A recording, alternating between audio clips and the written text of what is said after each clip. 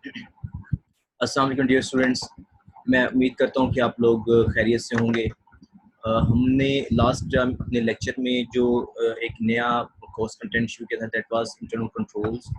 सो इसको थोड़ा सा हम रिवाइज कर लेते हैं। रिवाइज ऐसे कर लेते हैं कि internal controls are the well, first of all आप सबको पता होना चाहिए कि a company or any organization is always on the view that its employees are above everything. They cannot do anything that is harmful for the organization or its objectives. But on the other hand, it is always a very good move. It is always a very good move to have to have its internal control procedures in operation. Internal control procedures are the procedural measures which which restricts employees and and unofficial persons from physical access, restrictions, and things like this. And it helps in what? It helps organization to protect its accounting record, uh, its assets, its cash, its accounting data. So let us start it once again. I just want to show you that yesterday we discussed the objectives of internal controls. So the objective was of internal controls yesterday we discussed were determining the degree of reliance on the internal controls for the purpose of audit. When you visit to any of your client for the purpose of audit, so then you have to look for the internal controls procedures in at first. Either they are in place or not. If internal control procedures are in place, then you have to assess whether they are efficient or not. Then determining that nature, timing, and extent of audit procedure. Well, nature, what is the kind of audit procedures to be exercised, extent, the level of audit procedures to be performed, and timing, when and where audit procedures are to be performed. So yesterday we discussed the objectives of internal controls. Today we are going to discuss the types of internal controls. So I just wanted to inform you that the very first objective is organization. So your company should have complete plan of defining and allocating its responsibilities. In every organization we can find that there are many departments. There is procurement department, there is an IT department, there is an HR department, there is a finance department, there is an internal audit department, and so on. So clearly defining and allocation responsibilities and delegation of authority and responsibility means is, say if you are in HR department, now what is the responsibility of HR department as an internal controls? Promotion, initial appointments, promotions, transfer posting, maybe pay and allowances. Basically, pay, pension, and provident fund is the module of HR. So, provident funds, like things like this, is and delegation of powers. See, in HR department, again there are different departments. HRD department, human resource development department, then administration department, and then HR department. So HR department is in regard to transfer posting, HRD department regards to HR policies, and administration department is about welfare measures taken by the administration department. So we have clearly discussed the organizational type, wherein it is clearly defined the responsibilities,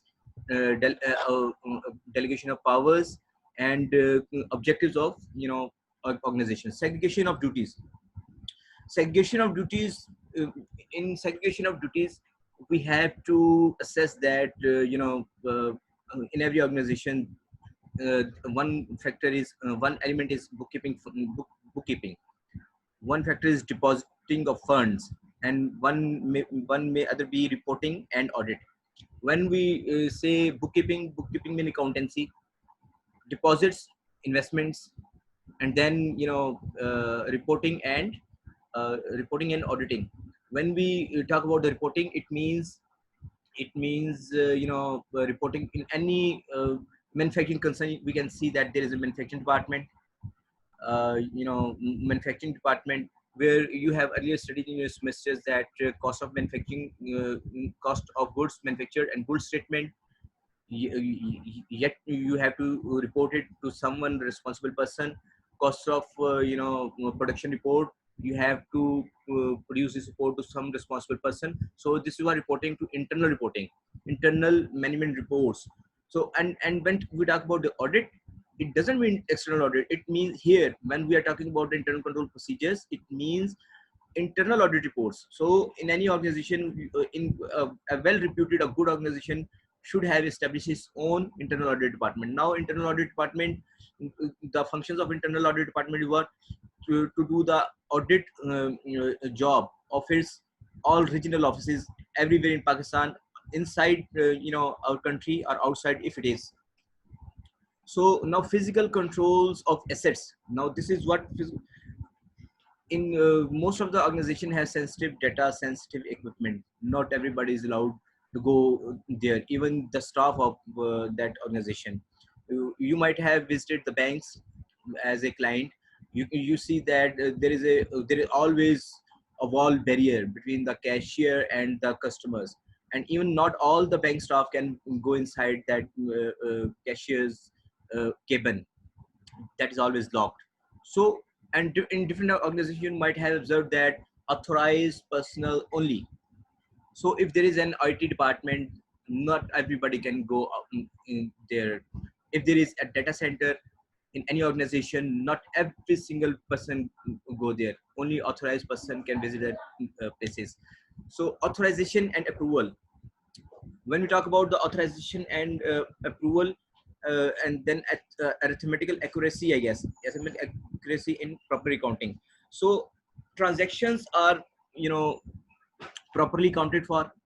Arithmetic accuracy means transactions are properly accounted for, in regard to amount, in regard to account, and in regard to period. And when authorization and approval, transactions are properly authorized and approved by a responsible person. Authorized and approved by a responsible person, and their approval limits should be clearly defined in the delegation of powers, as we discussed in the earlier chapter. The delegation of powers should be clearly defined, the limits of the director of finance or the chief finance officer or the members of that organization or DGs in some cases.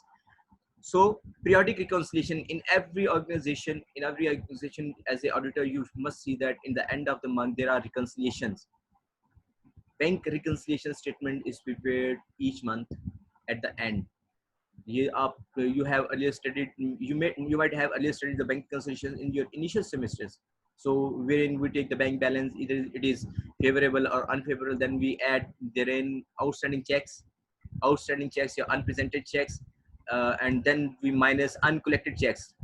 Unrepresented checks are those that are issued by the organization, but they are not still presented in their banks for clearance. And the uncollected checks are the checks as a client we receive checks from our customers, and that are deposited with the bank, but they're yet not cleared in the in our bank statement.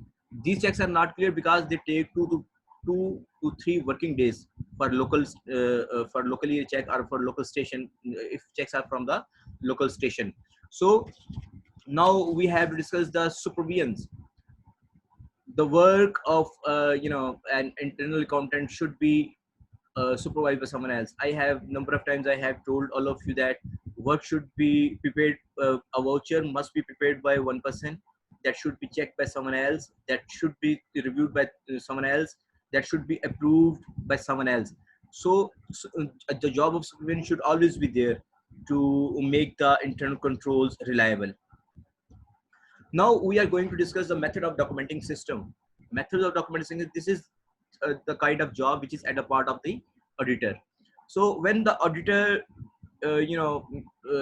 goes to any client for an audit, first of all he meets with some of the highest person responsible in the company. Maybe it may be a chief executive, it may be a head of internal audit committee, it may be a chief finance officer, it may be a director of finance. So when he discusses accounting system with them, so he notes the important things in a piece of paper, in a narrative form, in a paragraph form. That is what narrative description. Then when he tries to understand the flow of transaction. Flow of transaction is saying that when who is preparing the voucher, who is reviewing the voucher, who is approving the voucher, and once voucher is prepared, verified, checked, and approved, then how is going to post it to be in the ledger, then is flow in trial balance, then it's affecting financial statement from loss and balance sheet. So to understand accounting and internal control system, he needs to understand the flow of transaction. Then the third part, the method of documenting system is internal control questionnaire. In the internal control questionnaire, it is a series of questions that is asked by the auditor from the auditee to understand the internal control procedure. The answer is this shall be yes, no, yes, no, yes, no. So it will help to understand that these three forms, these three methods of documenting system of internal controls would likely to help the auditor to understand the internal control system of the client. So I guess uh, I have sufficiently informed you.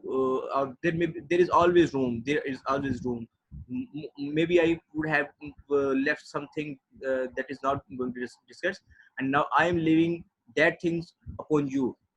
Please read the internal control procedures, its types, its objectives from anywhere, and I'm always there to address your queries. I guess take care, all of you. अपना ख्याल रखिएगा. Thank you very much. Allah Hafiz.